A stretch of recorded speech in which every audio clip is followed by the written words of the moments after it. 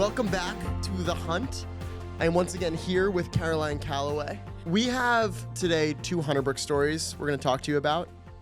But first, there's a big scammer story out there in the world that came out this week. And I want your take on it. And what I want to do in this segment is figure out where this scammer ranks in the scammer power rankings, according to Caroline Calloway. Okay. How much do you know about Charlie Javis? Absolutely nothing. Have never even heard the name. You've never heard the name Charlie Javis? Never heard the name. Does it ring a bell? She's one of these Forbes 30 under 30 scammers? Actually, I know exactly who. Is she the one with the emails? Yes, she's the one with the emails. Yes. Wait, yes. So this week, What she happened? was sentenced What did to she prison. get? What did she get? 7 years, which is a lot of years. God damn. But what I'm most interested in is contextualizing her scam versus others ranging from Elizabeth Holmes to Sam Bankman-Fried. Can we go over the bullet points? Because I'm not sure I know. So what I want happened. to run down some Okay. of the facts here. Yeah. Because they're pretty amazing. Okay. So she grows up in Westchester, New York, goes to Wharton, graduates in 3 years, and then she founds this company called Frank. It helps college students navigate student loans, student debt, stuff like this. The idea was it helped college students get aid.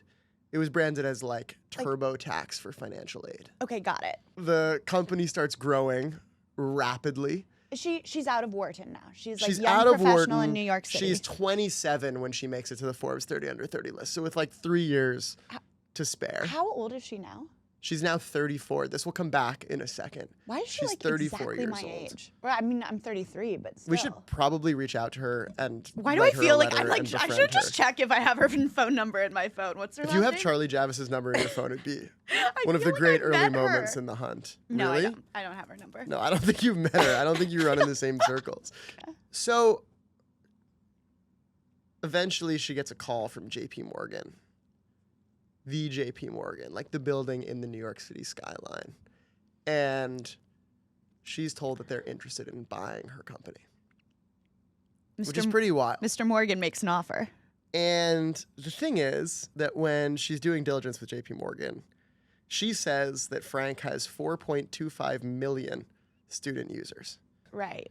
That JP Morgan would then get. And the thing about JP Morgan, sleepy old bank, very exciting to be able to market their credit cards, banking, whatever fintech products to the next generation of college students. And so they're really fired up about this data. It's like actually like a lot of what they're buying is not the technology, but the customer base. Yeah, and it's great because it's like the demographic is specific, not just young people, but young people who are like proactive about their financial health. Right, you know? exactly. So it's perfect. It's And so self-selecting. she really has, unfortunately, 300,000 users. So at some point, JP Morgan says, like, hey, we're just doing diligence. And this is my favorite thing. They had 300 investment bankers on this deal. So there's 300 people who are vetting out this information, in theory. And they're like, we need the emails. 300 people?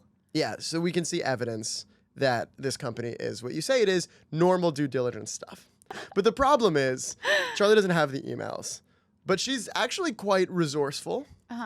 And she came up with this radical solution. And by resourceful, do you mean a liar? She just made up the emails. But it's not actually that trivial to make up 4.25 million emails. Because you need to make up 4.25 million identities. Yeah. You have to actually create So how'd she do it? this many people. Well, she didn't do it herself. She first asks She involves other people? one of her Oh. employees, the engineering director, Patrick Vover. And she says, can you just generate some synthetic data to fill in the 4 million customers? Is that the phrasing she used? Synthetic data, yes, which is actually a big industry now for AI because, you know, they've like trained on all the real data on the internet. And so people now make up fake data so the AI models can get better and better. So synthetic data, she was actually just kind of a synthetic data hipster. She was early to synthetic data. But she asks, can we do this? And her employee is like, no, obviously not. He actually says in a text, is this legal? And Javis, in one of the most legendary texts of all time, says that they're not going to end up in orange jumpsuits. Explicitly. Wow. She hits up this guy named Adam Kapelner, who's who's a data science professor, old classmate of hers. And she reaches out to him and says, okay, I'm in an urgent pinch. That's how she described it. And she says, we need to generate 4.265 million fake customer records fast. Wait, what? Because that's the exact figure that she had laid out. I'm going to start texting you. I'm going to start calling everything an urgent pinch. An urgent pinch is one of the great things. Yeah. I'm running 5 minutes late. I'm in a pickle. I'm in an urgent pinch. Urgent pinch. And she basically starts describing exactly like her flavor of fraud that she wants him to do. So she's like, look, we need like to take a first name and a last name. And then we need to mix and match common first names and last names to create new identities. And then we need to double check to make sure they're not matching actual people, because it would be illegal to start emailing real people with real identities. And then they need to make sure that there's email addresses that are close enough to reality, that are plausible, but that aren't actually anybody's email address, because you can't just email. She spelled this all out in writing. This is all in writing. Oh She God. actually says at one point that if several of the fake students lived and attended the same school in the same town, it would look fishy under audit. Is he going to jail? He was supposed to be paid $13,300, which, by the way, she's trying to sell this company for $175 million. Pretty good deal for the fake data, $13,300. And then she says in email, I'll pay you extra. Just send a new invoice for $18K for a single line item describing the work as, quote, data analysis. And eventually she actually gives up on the emails thing. And she's like, we need to put in a unique user ID instead of an email. And that way we can say we're just being privacy compliant with JP Morgan. We're not going to just give you all these emails. She sends it to JP Morgan and she's scared shitless. And there's 300 investment bankers on the other side, and they just let the deal go through. And not only does she sell the company for $175 million, she also gets a $20 million retention bonus contract for her to stay at JP Morgan and run this new company. When does it unravel, and how? Okay, what's your best guess as to how this scam unravels? Okay. What would be the thing? JP Morgan is like, we would like the emails now, and there are no emails. So yes. They get a spreadsheet, and at this point, they are able to fill in the emails. There are emails. How does it get messed up? They bounce? Yeah, JP Morgan hits up the list for their first big email for JP Morgan's purpose of, like, contacting young people, getting them into the JP Morgan ecosystem. And the stat is that only 28% of the emails even delivered, as in went to real addresses, and then just 1% were ever opened. And obviously, normal JP Morgan campaigns see way higher numbers. And in that moment, like, everybody's stomach drops and they realize they've been totally defrauded.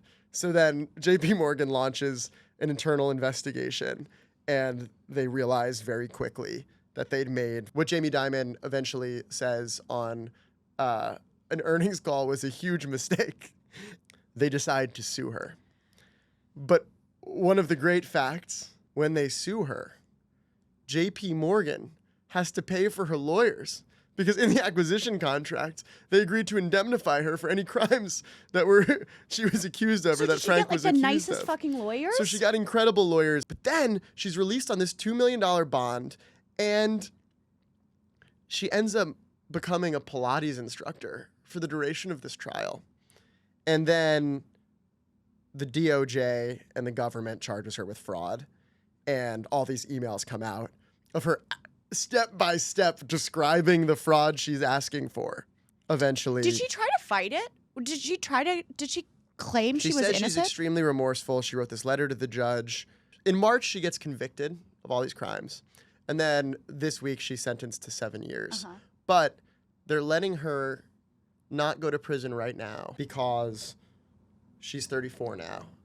And she worries that if she doesn't have a child now before going to prison, she may never have a child.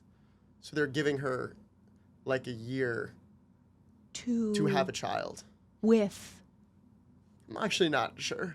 She must have a suitor who she wants to have a child. She must have a significant other. If not, it's the greatest dating show premise of all time. Yeah. Oh my God. I kind of hope she doesn't have a partner. It's like 90 Day Fiancé meets Love After Lockup. Yeah. Two shows I it's called unfortunately 18-month am baby. familiar with. Yes, that's exactly what it is, 18-month baby. And so, look, the the reality of this scheme is that she defrauded JP Morgan and a bunch of investment bankers. If the emails hadn't bounced, maybe she'd have gotten away from it. Caroline, where do you rank this as in terms of like your favorite scams ever? I mean, this is a pretty good one, but I hear this and I just like, I just like hear these scamming stories and like my heart just drops for them. Like I just like put myself in the situation. You could see yourself doing it? No, I just like think about how stressed out I've been like about getting an email from a professor because like I didn't hand something in. Imagine if you were waiting on an email to hear back from like JP Morgan if they were gonna like make your whole house of cards come crumbling down and 200 mil was on the line. Like I actually like my anxiety is like already stressed. Like I get secondhand anxiety just hearing that. I mean, my big take on this scam is that it's one of the most victimless crimes of all time. Like, you're trying to steal $175 million from JP Morgan? Yeah, like, I'm pretty unsympathetic. I mean, anyone who likes Anna Delvey and considers themselves an Anna Delvey stan, like, their whole thing is, like, she stole from the rich. So if you like Anna Delvey, you better love Charlie Javis. If you like the bling ring, you better love Charlie Javis. I mean, it's an unbelievable story. Also, I've always had a suspicion that, like, the guys I went to college with who, like, go work at JP Morgan in investment banking, like, aren't as smart as, like, the amount of money that they're paid. And, like, holy shit. I mean, 300. Well, I actually... Did you not send emails to any of the people on the list? And she kept being like... So before she sent the fake list, she kept being like, there's all these emails of her being like, well, I don't want to compromise the security of my customers, which is, like, on its face ridiculous. And then they just, needed to close a deal? I'm like, maybe I should work in finance. Like, it sounds pretty easy. It is a shocking thing that these people were supposed to diligence this deal. Which, by the way, on its own, like, I don't think the revenue numbers were particularly impressive, but they were just like, we're getting 4 million emails, and we're going to pay $175 million. And she does a scam that only cost her $13,000 is the price to get JP Morgan to pay you $175 million. It's a pretty legendary scam as far as scams go. Yeah. It's actually like, was Theranos more? Theranos was more. Theranos was worth billions of dollars. Yeah. But the thing about Theranos is it endangered people's lives. It endangered people's lives. Yeah. They were actual victims of Elizabeth Holmes's conduct. There is actually not a victim here. I think JP Morgan should have to give $175 million to charity. Whatever it got back, they should have to give to financial literacy courses or something. Like, I want JP Morgan to have to accept more shame for this. Yeah, no, I totally see that. What's the sort of vibe around her? Is everyone like... Nobody cares. She's, for some reason, this story, which is pretty epic, I think. It's so epic. Has kind of disappeared. You didn't even know her name. Yeah, I didn't know her name. I just knew that You're probably someone who's been in articles about her. I'm sure our faces have been, like, there's put together. There's been collages of our faces. And so, I don't know, like... You know, in a scale of like 1 to 10. I think she's 10. She's up 10 there. She's up there. She's entering the Pantheon with me. Yeah, no, you're unfortunately like a 2 out of 10 scammer. There have been no great sums of capital. Unfortunately, me being like considered one of the great scammers is my greatest scam. Totally. It's an incredible scam. I mean, it's Billy McFarland, prison. Anna Delvey, prison. Elizabeth Holmes, prison. Sam Bankman-Fried, prison. And Charlie Javis, not prison yet, because this is her quote. Baby, then prison. As I approach the age of 34, it's been crushingly sad, not only to me, but also to my aging parents. While I still hope motherhood is in the cards for me, at this point I realize it is not guaranteed. That's what she wrote. We gotta find out about this partner. Do you think we could get $175 million from Bravo for the reality TV show Charlie Javis as a kid? Charlie Javis, 18-month baby. 18-month baby? I don't think we could, but someone should. That doesn't mean we shouldn't try. Okay, we're going to call up Bravo. We're going to figure this out. Yeah. And I will talk to you about some Hunterbrook stories involving much sadder scams that are much less entertaining and that do have real victims. I was just going to say, are there victims? There are, and we will be discussing those after the break.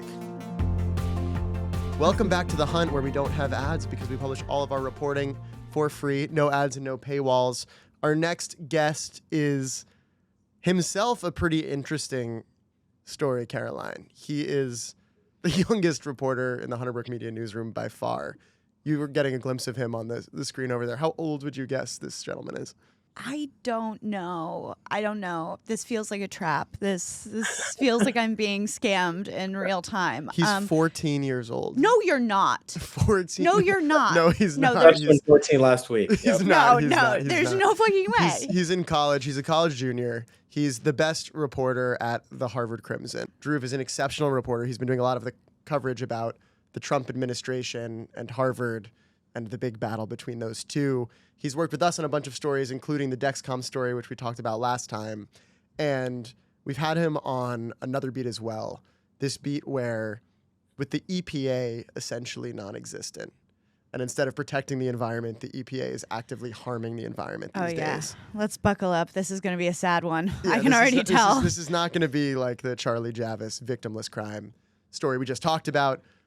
What we decided as a newsroom was, all right, there's no EPA, but the data is still out there. You can still figure out what communities have abnormal rates of cancer or Parkinson's or some other sickness. You can still figure out which facilities are emitting toxic chemicals at rates that are not allowed. And we could figure out the overlap of those two, where there's a bunch of people randomly getting sick, and there's some facility, some company that might be responsible. And so that's been our eco killer beat. We've published a couple stories in it. Our series is called Poisoned USA. And our second story is a story that Drew uncovered, and it's a pretty wild one. Drew, do you want to talk about how you began to uncover the story? Yeah, it's fascinating. So a little bit of context here, right? This town, it's a rural, small town, about 30,000 people down south in the cornfields of Illinois. How far from where you grew up? Decently far, about 2 hours, but Illinois, there's like a shared blood. We're about the same.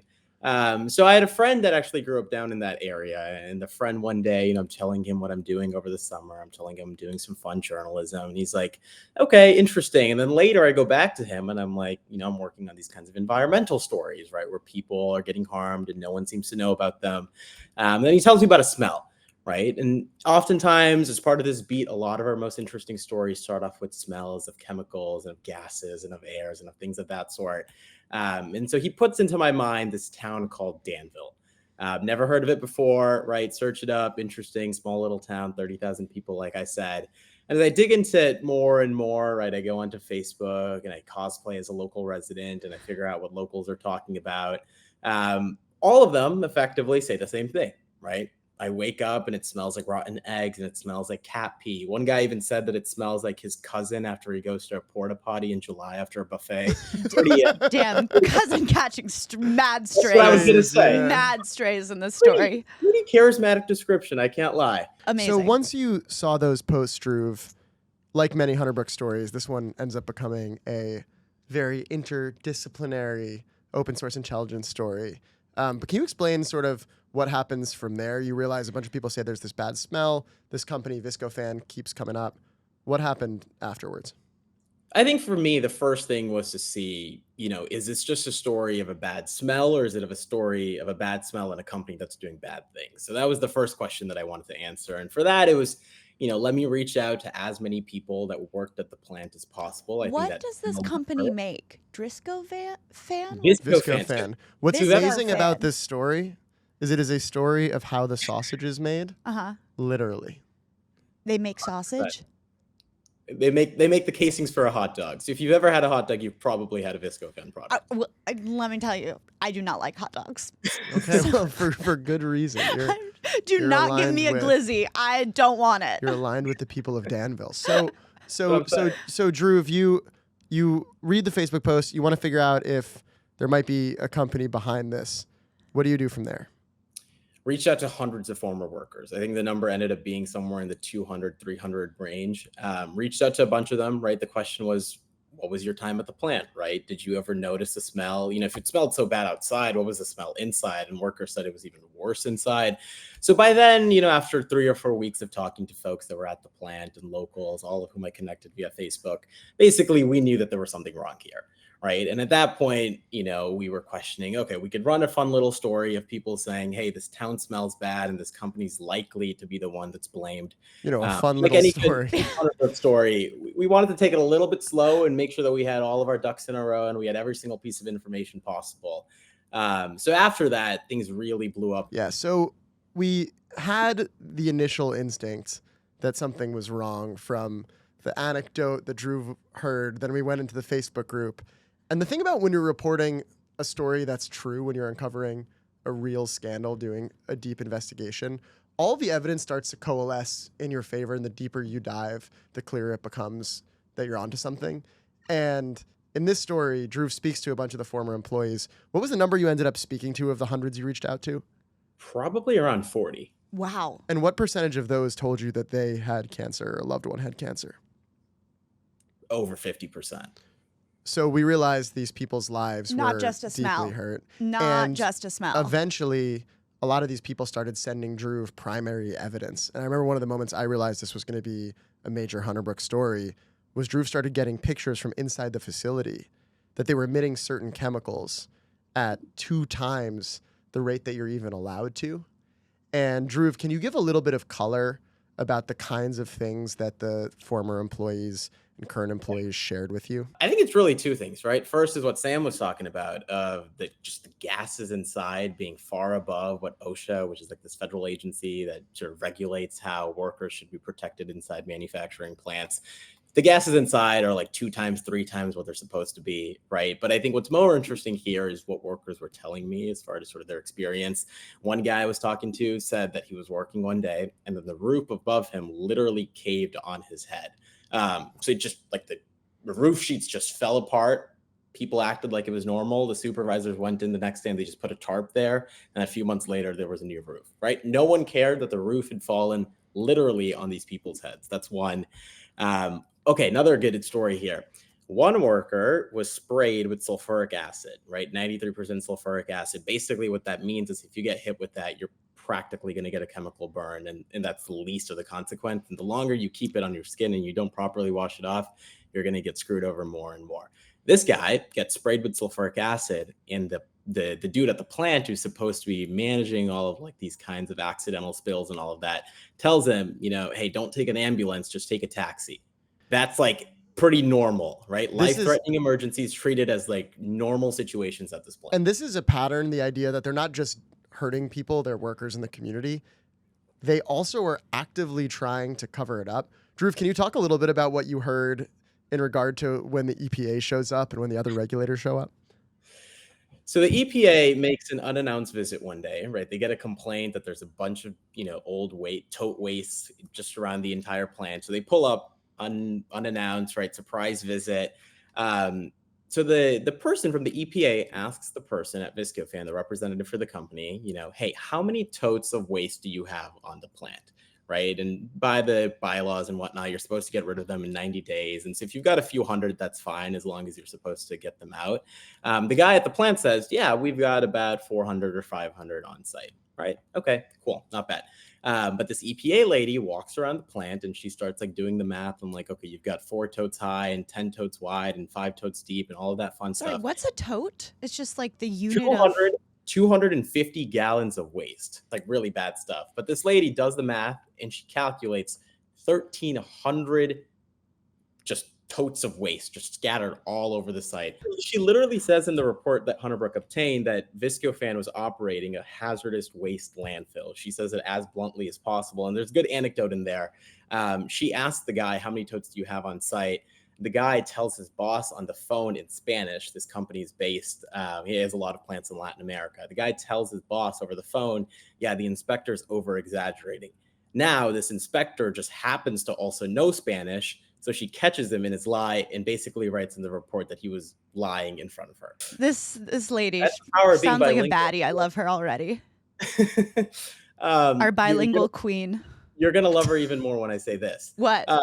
For basically 10 years, every single time the EPA got mad, the company just said, "Okay, we're sorry, we're gonna settle with you, and life will be fine."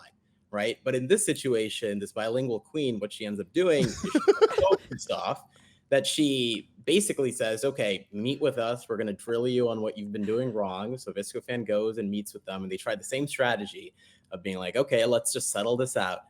But this bilingual queen says, nope, these violations are so serious and so bad and so terrible that we're going to threaten going to court.